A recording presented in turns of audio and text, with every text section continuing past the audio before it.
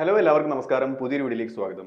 നമുക്കിന്ന് ഈ വീഡിയോയിലൂടെ government intervention in international trade എന്താണെന്ന് മനസ്സിലാക്കാം. അതായത് ഇന്റർനാഷണൽ ട്രേഡിൽ ഗവൺമെന്റ് എന്തിനാണ് ഇടപെടുന്നത്, ഓക്കെ, അതായത് ഒരു രാജ്യത്തിന്റെ ഡൊമസ്റ്റിക് ഇൻഡസ്ട്രീസിനെ സംരക്ഷിക്കുന്നതിന് വേണ്ടിയിട്ടും എക്സ്പോർട്ട് ഇമ്പോർട്ടുകളൊക്കെ കൺട്രോൾ ചെയ്യുന്നതിന് വേണ്ടിയിട്ടൊക്കെയാണ് ഗവൺമെന്റ് ഇന്റർനാഷണൽ ട്രേഡിൽ ഇടപെടുന്നത്. ഓക്കെ, ഇതിനെക്കുറിച്ച് നമുക്ക് വിശദമായിട്ട് മനസ്സിലാക്കാം. വീഡിയോയിലേക്ക് കടക്കാം. Government intervention in international trade. നമുക്ക് ആദ്യം ഇതിന്റെ ഇൻട്രൊഡക്ഷൻ എന്താണെന്ന് മനസ്സിലാക്കാം. Government intervention in international trade എന്ന് വെച്ച് കഴിഞ്ഞാൽ it refers to the actions taken by a countries government. ഒരു രാജ്യത്തിന്റെ ഗവൺമെന്റ് എടുക്കുന്ന ആക്ഷൻസിനെയാണ് എന്തിനു വേണ്ടിയിട്ടാണ്? ടു ഇൻഫ്ലുവൻസ് ദ വോളിയം, അത് ട്രേഡ് വോളിയം ഇൻഫ്ലുവൻസ് ചെയ്യുന്നത്. അത് കൂട്ടാനോ കുറയ്ക്കാനോ വേണ്ടിയിട്ടായിരിക്കും. അതിന്റെ ഡയറക്ഷൻ ഏത് രാജ്യത്തേക്കാണ് പോകുന്നുള്ളത്, ആൻഡ് കോമ്പോസിഷൻ ഓഫ് ട്രേഡ്, അപ്പോൾ ഏതൊക്കെ ഗുഡ്സ് ആണ് എക്സ്പോർട്ട് ചെയ്യുന്നത്, ഏതൊക്കെ ഗുഡ്സ് ആണ് ഇമ്പോർട്ട് ചെയ്യുന്നത്, ഓക്കെ, ഇതെല്ലാം തീരുമാനിക്കുന്നതിനാണ് അത് ഗവൺമെന്റ് ഇന്റർവെൻ ചെയ്യുന്നത്. Of trade through policies and regulation. എങ്ങനെയാണ് ഇന്റർവെൻ ചെയ്യുന്നത്? ചില പോളിസി കൊണ്ട്, ഇപ്പോൾ ടാരിഫ്, കോട്ട, എംബാർഗോ ഇതുപോലുള്ള പോളിസി കൊണ്ടുവന്ന് ഗവൺമെന്റ് ഇന്റർവെൻ ചെയ്യുന്നത് ഇതിനു വേണ്ടിയിട്ടാണ്. Countries intervene to protect domestic interests. അപ്പം ഒരുപാട് ഫോറിൻ പ്രൊഡക്റ്റ് ഇന്ത്യയിൽ വന്നു കഴിഞ്ഞാൽ, ഇപ്പോൾ ഇന്ത്യ ഉദാഹരണം എടുത്ത് കഴിഞ്ഞാൽ ഇന്ത്യയിൽ ഒരുപാട് ഫോറിൻ പ്രൊഡക്ട്സ് വന്നു കഴിഞ്ഞാൽ ഇപ്പം ഇന്ത്യയിലെ ഡൊമസ്റ്റിക് ആയിട്ടുള്ള ഇൻഡസ്ട്രീസിന് ഈ ഫോറിൻ പ്രൊഡക്റ്റുമായിട്ട് കമ്പീറ്റ് ചെയ്യാൻ പറ്റത്തില്ല. അങ്ങനെ ഒരു പ്രശ്നം വരും. അപ്പോഴത്തേക്ക് ഡൊമസ്റ്റിക് ഇൻഡസ്ട്രീസിനെ പ്രൊട്ടക്ട് ചെയ്യുന്നതിന് വേണ്ടിയിട്ടും ഗവൺമെന്റ് ഇന്റർവെൻ ചെയ്യും. പിന്നെ റവന്യൂ ജനറേറ്റ് ചെയ്യുന്നതിന് വേണ്ടിയിട്ട്, ഓക്കെ, കൂടുതൽ വരുമാനം വിദേശ നാണ്യം നേടുന്നതിന് വേണ്ടിയിട്ട് ഗവൺമെന്റ് ഇന്റർവെൻ ചെയ്യും.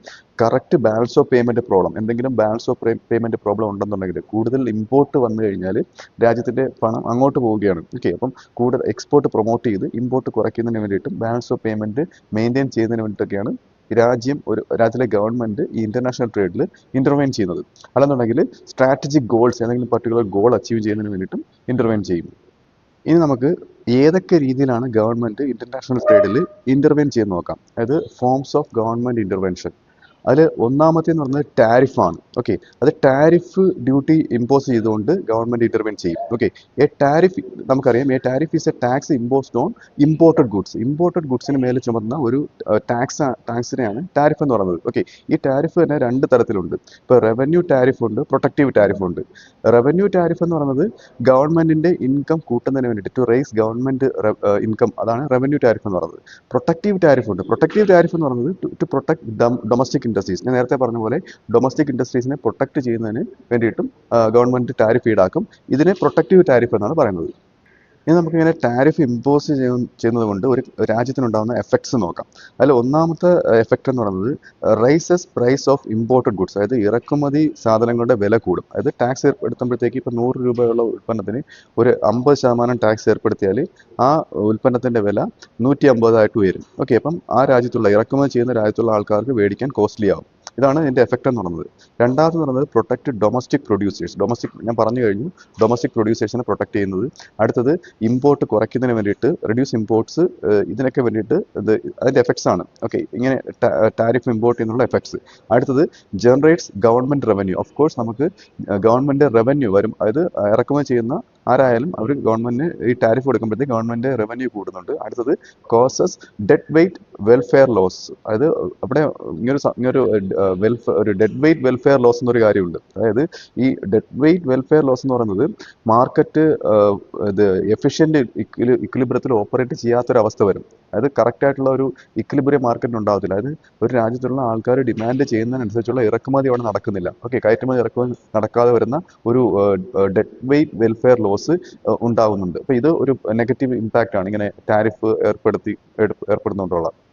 അടുത്തതെന്ന് പറയുന്നത് അടുത്ത ഗവൺമെന്റ് ഇന്റർവെൻഷൻ ആണ് കോട്ട എന്ന് പറയുന്നത്. ഇപ്പോൾ കോട്ട is A quantitative restriction on imports. അതായത് ഇത്ര ഉൽപ്പന്നങ്ങൾ മാത്രമേ ഇറക്കുമതി ചെയ്യാവൂ എന്ന് നിബന്ധന വെക്കുന്നതാണ് കോട്ട എന്ന് പറയുന്നത്. ഇപ്പം ഈ കോട്ട ഏർപ്പെടുത്തുകൊണ്ടുള്ള എഫക്ട്സ്, ആദ്യത്തെ എഫക്റ്റ് എന്ന് പറയുന്നത് limits supply of foreign goods. അത് വിദേശത്തു നിന്നുള്ള ഫോറിൻ ഗുഡ്സ് അതിൻ്റെ ഒരു ഇറക്കുമതിയിൽ ലിമിറ്റ് ഉണ്ടാവും. Raises domestic prices. തീർച്ചയായിട്ടും ഡൊമസ്റ്റിക് പ്രൈസ് കൂടും. ഓക്കെ, എന്തുകൊണ്ടാണ്? അപ്പോൾ ഈ ഉൽപ്പന്നങ്ങൾക്ക് ഡൊമസ്റ്റിക് ആയിട്ടുള്ള പ്രൊഡ്യൂസ് ചെയ്യുന്ന ഇന്ത്യക്കകത്തുള്ള ഉൽപ്പന്നങ്ങൾക്ക് വില കൂടും. അതിന് ഡിമാൻഡ് കൂടുന്നത് കൊണ്ട്. അപ്പോൾ വിദേശത്തു നിന്നുള്ള ഇറക്കുമതിക്ക് കോമ്പറ്റീഷൻ ഇല്ല. അടുത്തത് ക്രിയേറ്റ്സ് കോട്ട റെന്റ്. ഈ കോട്ട റെന്റ് എന്ന് പറയുന്നത് കോട്ട ഏർപ്പെടുത്തിയിട്ടുള്ള ഉൽപ്പന്നങ്ങൾ ഇറക്കുമതി ചെയ്ത് കഴിഞ്ഞാൽ അഡീഷണൽ ആയിട്ടൊരു ചാർജ് വരും. ഈ ചാർജ് ഏർപ്പെടുത്തി കഴിഞ്ഞാൽ ഈ കോട്ട ലിമിറ്റ് ചെയ്തിട്ടുള്ള ഈ ഉൽപ്പന്നങ്ങൾ ഇറക്കുമതി ചെയ്യാൻ പറ്റത്തുള്ളൂ. അപ്പോൾ ഈ കോട്ട റെന്റ് അവിടെ ക്രിയേറ്റ് ചെയ്യുകയാണ് ചെയ്യുന്നത്. അടുത്തത് നോ റവന്യൂ അൺലെസ് ഓപ്ഷൻഡ്. ഓപ്ഷനായിട്ട് ഈ അൺസോൾഡ് ആയിട്ട് കിടക്കുന്ന ഈ പ്രോഡക്ട്സ് ഇത് സോൾഡ് ഔട്ട് ആയില്ലെന്നുണ്ടെങ്കിൽ അവിടെ റവന്യൂ ഇല്ലാണ്ടാവുകയാണ്. അപ്പം ഇങ്ങനെയുള്ള പ്രശ്നങ്ങളൊക്കെ ഉണ്ടാകുന്നുണ്ട്. അടുത്ത ഗവൺമെന്റ് ഇന്റർവെൻഷൻ എന്ന് പറയുന്നത് സബ്സിഡീസ് ആണ്. അത് government provides financial assistance to domestic producers or exporters. അത് എക്സ്പോർട്ടേഴ്സിനോ അല്ലെന്നുണ്ടെങ്കിൽ ഡൊമസ്റ്റിക് പ്രൊഡ്യൂസേഴ്സിനോ സബ്സിഡി കൊടുക്കും. ഇങ്ങനെ സബ്സിഡി കൊടുക്കുമ്പോഴത്തേക്ക് ആ ഉൽപ്പന്നം, ഏത് ഉൽപ്പന്നത്തിനാണോ സബ്സിഡി കിട്ടുന്നത്, അപ്പോൾ ആ ഉൽപ്പന്നം കൂടുതലായിട്ട് ഉണ്ടാക്കാൻ കഴിയുകയും അത് മറ്റു രാജ്യങ്ങളിലേക്ക് എക്സ്പോർട്ട് ചെയ്യാൻ കഴിയുകയും ചെയ്യുന്നുണ്ട്. ഇപ്പോൾ UN-ന്റെ നിയമപ്രകാരം ഒരു പരിധിക്ക് കൂടുതൽ ഒരു രാജ്യം ആ രാജ്യത്ത് ഉൽപ്പാദിപ്പിക്കുന്ന സാധനങ്ങൾക്ക് സബ്സിഡി കൊടുക്കരുതെന്നാണ്. അപ്പം ഇങ്ങനെ കൊടുത്തു കഴിഞ്ഞാൽ ആ രാജ്യം കൂടുതൽ അവർക്ക് പ്രയോറിറ്റൈസ് ചെയ്യാൻ കഴിയും, സ്പെഷ്യലൈസ് ചെയ്യാൻ കഴിയുകയും ആ രാജ്യം മാത്രം കൂടുതൽ എക്സ്പോർട്ട് നടത്താൻ കഴിയുകയും ചെയ്യും. അപ്പോൾ ഇതിന് UN വിലക്ക് ഏർപ്പെടുത്തിയിട്ടുണ്ട്. ഓക്കെ, അപ്പം ഈ സബ്സിഡി ഏർപ്പെടുത്തുന്നുണ്ടാവുന്ന എഫക്ട്സ് എന്ന് പറയുന്നത്, ഒന്നാമത്തത് കോസ്റ്റ് ഓഫ് പ്രൊഡക്ഷൻ കുറയുന്നു. ഓഫ് കോഴ്സ് പ്രൊഡ്യൂസേഴ്സിന് കോസ്റ്റ് ഓഫ് പ്രൊഡക്ഷൻ കുറയുന്നു.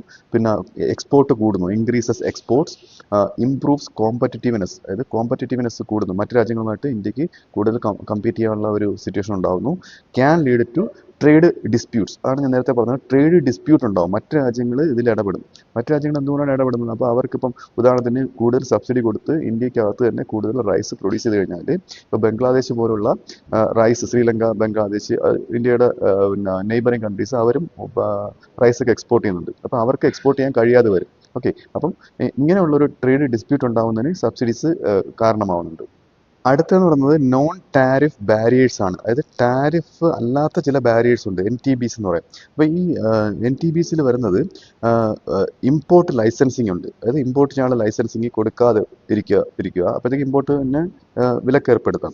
പിന്നെ ക്വാളിറ്റി സ്റ്റാൻഡേർഡ്സ് ഉണ്ട്. ഒരു ഉൽപ്പന്നം ഒരു രാജ്യത്തേക്ക് ഇറക്കുമതി ചെയ്യുന്നതിന് അതിന് ഇത്ര സ്റ്റാൻഡേർഡ് മീറ്റ് ചെയ്യണം എന്നുള്ളൊരു റെസ്ട്രിക്ഷൻ വയ്ക്കും. പിന്നെ ഹെൽത്ത് ആൻഡ് സേഫ്റ്റി റെഗുലേഷൻസ് കൊണ്ടുവരും. ഓക്കെ, ഇതൊക്കെ മെയിൻറ്റെയിൻ ചെയ്താലേ ഇറക്കുമതി ചെയ്യാൻ പറ്റൂ എന്നുള്ളൊരു സിറ്റുവേഷൻ കൊണ്ടുവരും. അടുത്തത് ആൻറ്റി ഡംപിങ് ഡ്യൂട്ടീസ് ആണ്. ഡംപിങ് എന്ന് പറയുന്നത് ഒരു രാജ്യത്ത് ഉൽപ്പാദിപ്പിക്കുന്ന സാധനത്തിന് അതിൻ്റെ കോസ്റ്റ് ഓഫ് പ്രൊഡക്ഷനെ കാട്ടിലും കുറഞ്ഞ വിലയ്ക്ക് മറ്റൊരു രാജ്യത്തുകൊണ്ട് വിൽക്കുന്നതിനാണ് ഈ ഡംപിങ് എന്ന് പറയുന്നത്. ഇങ്ങനെ ഡംപ് ചെയ്യുമ്പോഴത്തേക്ക് ആ രാജ്യത്തിന് പിന്നെ വിലക്കുറവിൽ ആ ഉൽപ്പന്നം കിട്ടും. ഇങ്ങനെ വിലക്കുറവിൽ ഇറക്കുമതി ചെയ്തുകൊണ്ടിരിക്കുമ്പോഴത്തേക്ക് പിന്നെ അവർ ആ ഉൽപ്പന്നം ഉപയോഗിച്ച് യൂസ്ഡ് ആകുമ്പോഴത്തേക്ക് പിന്നെ ക്രമേണ അവർ വില കൂട്ടും. അപ്പോൾ ഇതാണ് ഈ ഡംപിങ്ങിൻ്റെ ഒരു സ്ട്രാറ്റജി എന്ന് പറയുന്നത്. അപ്പം ഈ ആൻറ്റി ഡംപിങ് സ്ട്രാറ്റജിയൊക്കെ, ആൻറ്റി ഡംപിങ് ഡ്യൂട്ടീസൊക്കെ ഏർപ്പെടുത്തുന്നത് ഏതിന് ഉദാഹരണമാണ്? നോൺ ടാരിഫ് ബാരിയേഴ്സിന് ഉദാഹരണമാണ്. ഓക്കെ, ഇത് ഇൻഡയറക്ട്ലി റെസ്ട്രിക്ട് ഇമ്പോർട്ട്സ്. അപ്പോൾ ഇതൊക്കെ ഇൻഡയറക്റ്റ് ആയിട്ടാണ് ഇമ്പോർട്ട് റെസ്ട്രിക്ട് ചെയ്യുന്നത്. അടുത്തെന്ന് പറയുന്നത് എക്സ്ചേഞ്ച് റേറ്റ് പോളിസിയാണ്. ഓക്കെ, എക്സ്ചേഞ്ച് റേറ്റ് പോളിസി എന്ന് വെച്ചാൽ ഗവൺമെൻറ് ചെയ്യുന്ന കാര്യങ്ങൾ ഇതൊക്കെയാണ്. Devaluate currency to promote export. അതായത് കറൻസി ഡീവാലുവേറ്റ് ചെയ്ത് കളയും. അതായത് 1991 അപ്പോൾ ഇന്ത്യ ന്യൂ എക്കണോമിക് പോളിസി കൊണ്ടുവന്നപ്പോഴത്തേക്ക് ഇന്ത്യൻ കറൻസി ഡീവാലുവേറ്റ് ചെയ്തായിരുന്നു. അതിങ്ങനെ ഡീവാലുവേറ്റ് ചെയ്യുമ്പോഴത്തേക്ക് വിദേശികൾക്ക് അവരുടെ ഈസി ആയിട്ട്, അതായത് ചീപ്പായിട്ട് ഇന്ത്യൻ ഉൽപ്പന്നങ്ങൾ മേടിക്കാൻ കഴിയും. അപ്പോൾ ഇന്ത്യയിൽ നിന്നുള്ള എക്സ്പോർട്ട് കൂടുകയാണ് ചെയ്യുന്നത്. എക്സ്പോർട്ട് കൂടുന്നതിന് വേണ്ടിയാണ് ഇങ്ങനെ ചെയ്യുന്നത്. ഓക്കെ, അടുത്തത് എന്ന് പറയുന്നത് മെയിൻറ്റെയിൻ ഫിക്സ്ഡ് എക്സ്ചേഞ്ച് റേറ്റ്സ്. ഒരു രാജ്യത്തിന് അഗെയിൻസ്റ്റ് ആയിട്ടുള്ള കറൻസിയുടെ റേറ്റ് എപ്പോഴും ഫിക്സ്ഡ് ആയിട്ട് വെക്കുന്ന. For example $1 is equal to 88 rupees എന്നുള്ളത് ഫിക്സ് ആയിട്ട് വെക്കുന്ന ഒരു രീതിയാണത്. ഓക്കെ, ഇങ്ങനെയൊക്കെ ഗവൺമെൻറ് ഇൻ്റർവെയിൻ ചെയ്യും. അടുത്തത് ഇൻ്റർവെയിൻ ഇൻ ഫോറക്സ് മാർക്കറ്റ്സ്, അതായത് ഫോറിൻ എക്സ്ചേഞ്ച് മാർക്കറ്റിൽ ഇൻ്റർവെയിൻ ചെയ്തിട്ടുണ്ട്. അതായത് ഫോറിൻ എക്സ്ചേഞ്ച് മാർക്കറ്റിൽ അതിൻ്റെ ഇപ്പോൾ ഒരു ഫോറിൻ കറൻസിയുടെ ഡിമാൻഡ് സപ്ലൈ കൺട്രോൾ ചെയ്യുന്നതിന് വേണ്ടിയിട്ട് അതിൽ ഇടപെട്ടുകൊണ്ടും ഇത് ഗവൺമെൻറ് ഈ എക്സ്ചേഞ്ച് റേറ്റ് പോളിസി കൊണ്ടുവരും. ഓക്കെ, ഇങ്ങനെയൊക്കെ ഗവൺമെൻറ് ഇൻ്റർവെയിൻ ചെയ്യുന്നുണ്ട്. അടുത്ത ഗവൺമെൻറ് ഇൻ്റർവെൻഷൻ ഇൻ്റർനാഷണൽ ട്രേഡ് എന്ന് പറയുന്നത് ട്രേഡ് എഗ്രിമെൻറ്റ്സ് ആൻഡ് ബ്ലോക്സ് ആണ്. ട്രേഡ് എഗ്രിമെൻറ്റ് കൊണ്ട് ഇപ്പോൾ രണ്ട് രാജ്യങ്ങൾ തമ്മിൽ ട്രേഡ് എഗ്രിമെൻറ്റ്, ഇന്ത്യയും റഷ്യയും തമ്മിൽ ട്രേഡ് എഗ്രിമെൻറ്റ് ഉണ്ട്. ഓക്കെ, അപ്പോൾ അത് മാത്രമല്ല ട്രേഡ് ബ്ലോക്കുകൾ കൊണ്ടുവരും. ഒരു കൂട്ടം രാജ്യങ്ങൾ തമ്മിൽ അവർക്കിടയിൽ ഇമ്പോർട്ട് എക്സ്പോർട്ട് ചെയ്യുന്നതിൽ വിലക്കില്ലാത്ത ഒരു രാജ്യങ്ങളുടെ കൂട്ടായ്മ ഉണ്ടാകും. Okay, countries may join trade organisations or regional agreements to regulate trade. അത് ട്രേഡ് റെഗുലേറ്റ് ചെയ്യുന്നതിനാണ് ഇത് കൊണ്ടുവരുന്നത്. അതിൽ ഏറ്റവും മികച്ച ഉദാഹരണമാണ് WTO, world trade organisation. Okay, ഇതിനെപ്പറ്റി ഒരു വീഡിയോ ചെയ്തിട്ടുണ്ട്. അത് കണ്ടിട്ടില്ലാത്തവർക്ക് ലിങ്ക് ഇവിടെ ഇട്ടേക്കാം, അത് ക്ലിക്ക് ചെയ്താൽ ആ വീഡിയോ കാണാവുന്നതാണ്. ഓക്കെ, അപ്പോൾ ഇതിൻ്റെ ഈ വേൾഡ് ട്രേഡ് ഓർഗനൈസേഷൻ ലക്ഷ്യം എന്ന് പറയുന്നത് ഫ്രീ ട്രേഡ് പ്രൊമോട്ട് ചെയ്യുക, രാജ്യങ്ങൾ തമ്മിലുള്ള ട്രേഡ് ബാരിയർ ഇല്ലാണ്ടാക്കുക, ഇതൊക്കെയാണ്. അടുത്ത ASEAN എന്ന് പറയും. ASEAN എന്ന് പറയുന്നത് association of south east Asian Nations ആണ്. അപ്പം ഇന്തോനേഷ്യ, മലേഷ്യ, സിംഗപ്പൂർ, ആ ഭാഗത്തുള്ള സൗത്ത് ഈസ്റ്റ് കൺട്രീസ് ഇല്ലേ, അവരുടെ ഒരു കൂട്ടായ്മയാണിത്. അവർ തമ്മിലൊരു കൂട്ടായ്മയാണ് ഇത്. ഈ ഒരു ട്രേഡ് ബ്ലോക്കിന് ഉദാഹരണമാണ്. അടുത്തത് സാർക്ക് ഉണ്ട്. സാർക്കിൽ ഇന്ത്യ അംഗമാണ്. അത് south Asian association of regional corporation ആണ്. അതിൽ ഇന്ത്യ, പാകിസ്ഥാൻ, ബംഗ്ലാദേശ് ഒക്കെ വരുന്ന ഒരു കൂട്ടായ്മയാണത്. ഓക്കെ, അപ്പോൾ ഇതൊക്കെ ഈ ട്രേഡ് ബ്ലോക്കിന് ഉദാഹരണങ്ങളാണ്. അപ്പം ഇങ്ങനെയൊക്കെയും ഗവൺമെൻറ് ഇന്റർനാഷണൽ ട്രേഡിൽ ഇൻ്റർവെയിൻ ചെയ്യുന്നുണ്ട്. അടുത്തത് റീസൺസ് ഫോർ ഗവൺമെന്റ് ഇന്റർവെൻഷൻ ആണ്. ഗവൺമെന്റ് ഇന്റർവെൻ ചെയ്യുന്നതിന്റെ കാരണങ്ങൾ. ഒന്നാമത്തെ കാരണം പ്രൊട്ടക്ഷൻ ഓഫ് ഇൻഫന്റ് ഇൻഡസ്ട്രി പുതിയ ഇൻഡസ്ട്രീസിനെ പ്രൊട്ടക്ട് ചെയ്യുന്നതിന്. ഓക്കെ, അത് വിദേശത്തുള്ള ഉൽപ്പന്നങ്ങൾ വന്നു കഴിഞ്ഞാൽ അവർക്ക് അതിന് ഒരു കമ്പീറ്റ് ചെയ്ത് നിൽക്കാൻ പറ്റത്തില്ല. അടുത്തത് നാഷണൽ സെക്യൂരിറ്റി, രാജ്യ സുരക്ഷ ഉറപ്പുവരുത്തുന്നതിന്. അടുത്തത് correcting balance of payment deficit, എന്തെങ്കിലും ബാലൻസ് ഓഫ് പേയ്മെന്റ് ഡെഫിസിറ്റ് ഉണ്ടെങ്കിൽ അത് കറക്റ്റ് ചെയ്യുന്നതിന്. അടുത്തത് പ്രിവെന്റിംഗ് ഡംപിംഗ്, നേരത്തെ പറഞ്ഞ പോലെ ഡംപിംഗ് ഓൾറെഡി പറഞ്ഞു കഴിഞ്ഞു കേട്ടോ. അപ്പോൾ ഈ ഡംപിംഗ് പ്രിവെന്റ് ചെയ്യുന്നതിനും ഇത് ഗവൺമെന്റ് ഇന്റർവെൻ ചെയ്യുന്നുണ്ട്. ജനറേറ്റിംഗ് എംപ്ലോയ്മെന്റ്, തൊഴിലവസരങ്ങൾ സൃഷ്ടിക്കുന്നതിന്. സ്ട്രാറ്റജിക് ട്രേഡ് പോളിസി, തന്ത്രപ്രധാനമായിട്ടുള്ള ട്രേഡ് പോളിസികൾ കൊണ്ടുവരുന്നതിനൊക്കെയാണ് ഗവൺമെന്റ് ഇതിൽ ഇന്റർവെൻ ചെയ്യുന്നത്.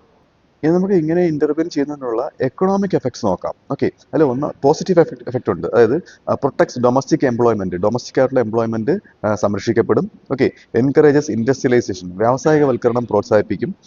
റെഡ്യൂസസ് ഡിപ്പെൻഡൻസ് ഓൺ ഇമ്പോർട്ട്, അതായത് ഇറക്കുമതിയിൽ മേലിൽ ഒരു രാജ്യം ആശ്രയിക്കുന്നത് ആ ഒരു ആശ്രയത്വം കുറച്ചു കൊണ്ടുവരും. ഇതിൽ നെഗറ്റീവ് ഇമ്പാക്ട്സും ഉണ്ട്.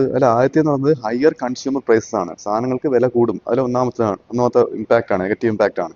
അടുത്തത് റിട്ടാലിയേഷൻ ബൈ അതർ കൺട്രീസ്, മറ്റ് രാജ്യങ്ങൾ തിരിച്ചടിക്കും. മനസ്സിലായില്ലേ? അവരും ഇപ്പം നേരത്തെ US-ഉം ചൈനയും തമ്മിൽ ഇങ്ങനെ പ്രശ്നം ഉണ്ടായിരുന്നു. US താരിഫ് ഏർപ്പെടുത്തിയപ്പോഴത്തേക്ക് തിരിച്ചടിയായിട്ട് ചൈനയും താരിഫ് ഏർപ്പെടുത്തി. ഓക്കെ, അപ്പോൾ ഇങ്ങനെ ഒരു പ്രശ്നം വരും.